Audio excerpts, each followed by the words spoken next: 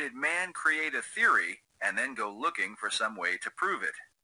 Modern sources, like this documentary hosted by Charlton Heston, have begun to admit that this was indeed the case.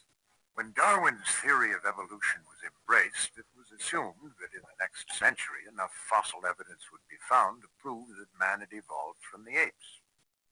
Darwinists have promised us a missing link, and so they've got to deliver. They've got to come up with one. Any missing link will do, it seems. Any missing link will do, it seems. Darwin published his theory in 1859. It was half a century later before any evidence arrived to support it. In 1912, British scientist Charles Dawson made the Piltdown Man discovery and changed the world. Piltdown Man was considered the missing link, supposedly the skull and jawbone of a half-man, half-ape mutation. It convinced millions that Darwin's theory was scientifically proved. But in 1953, some 40 years later, Piltdown was declared a hoax. It was somebody taking a human skull and an ape's jawbone. They broke off the joint where they would fit together so they couldn't tell, then filed them down, made them look really old, and buried them in a gravel pit. It was a hoax, a deliberate, either a joke, which they never told anybody about for 40 years, or a lie to try to prove the evolution theory. In either case, it may be said that no other discovery in the 20th century has had as great an impact on furthering evolution than Piltdown.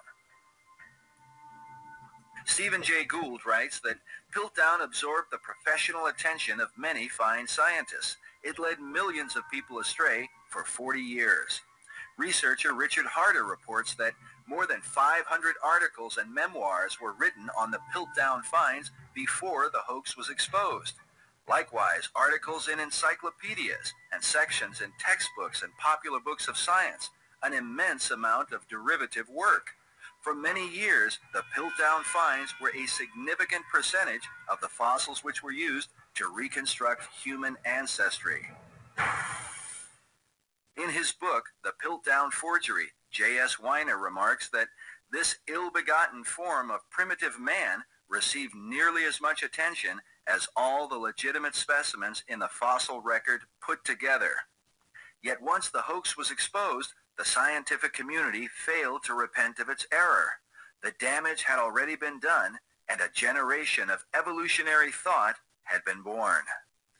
Dawson himself never lived to be exposed. He died shortly after his famous discovery in 1916. While controversy over the hoax continues, today the BBC refers to Dawson as the Piltdown Faker. They write that of his discoveries, at least 38 are fakes. The only suspect in these frauds is Charles Dawson himself, the same man who uncovered the remains of Eanthropus dawsoni, the Piltdown Man.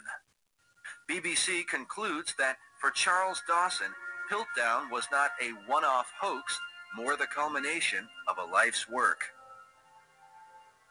Yet Dawson did not act alone. His partner in the Piltdown affair was a young paleontologist and Roman Catholic Jesuit priest named Pierre Teilhard du Chardin. I tend to believe in a Catholic priest named Pierre de Chardin was involved in this also, and he really pushed evolution on the Catholic Church because he said, oh, we got proof, we got this half man, half monkey. After Dawson's death, Teilhard would become heir to the find of the century and may be the man most responsible for the normalization of evolutionary thinking in Western culture today. Teilhard would go on to work in China and take part in the now famous Peking Man discovery, a collection of would-be missing links that mysteriously disappeared in 1941 before anyone could fully examine them. Of 175 fossil fragments recorded, all were supposedly lost. Only the notes and photographs taken by Teilhard and his team of scientists remain. Modern critics question the integrity of the find because of Teilhard's association with Charles Dawson, the Piltdown Faker. But Teilhard's scientific deceptions are minor when compared to the theological abyss that he sought to drag himself and humanity into. He wrote, "Is evolution a theory, a system, or a hypothesis? It is much more. It is the general condition to which all theories, all hypotheses, all systems must bow, and which they must satisfy henceforward if they are to be thinkable and true. Evolution is a light illuminating all facts, a curve that all lines must follow.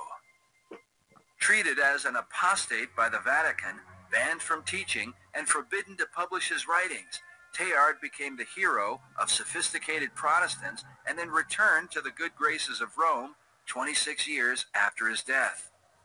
The Catholic Church, that once rejected evolutionary thinking, seems to have been among those who bowed to its hypothesis, largely due to the influence of Teilhard, who had become a hero and role model for a whole generation of younger priests and theologians. He set the stage for the renewal movements, which finally came to flower in the era of Vatican II. Vatican II is the Catholic document that launched the ecumenical movement for the purpose of ultimately unifying mankind in a universal faith. Evolution plays a key role in ecumenism since the pagan religions of the world are largely based on its precepts. Under Pope John Paul II, Rome now considers evolution to be a part of the gospel truth. It is reported that the Pope has put the teaching authority of the Roman Catholic Church firmly behind the view that the human body is the product of a gradual process of evolution. But the influence of this Jesuit priest would reach far beyond the walls of Rome. In 1985, author Marilyn Ferguson published her controversial book, The Aquarian Conspiracy, which USA Today called the Handbook of the New Age. In it, Ferguson describes a worldwide conspiracy of people seeking to bring about a paradigm shift in global consciousness. In the Los Angeles Times, Marilyn Ferguson revealed that Teilhard was the name most frequently mentioned by 185 leaders in the New Age movement when Ferguson asked who was the most influential person in their lives. By the end of the 20th century, Teilhard du Chardin would be known by many as the father of the New Age. Teilhard died in 1955, but his passing only marked the beginning of his meteoric rise to fame. His treatises, long suppressed, were published and quickly translated into all major languages. Harvard's Widener Library now houses an entire tier of books devoted to Teilhard's writing and thinking. Today, more and more people, Christians as well as non-Christians, accept his views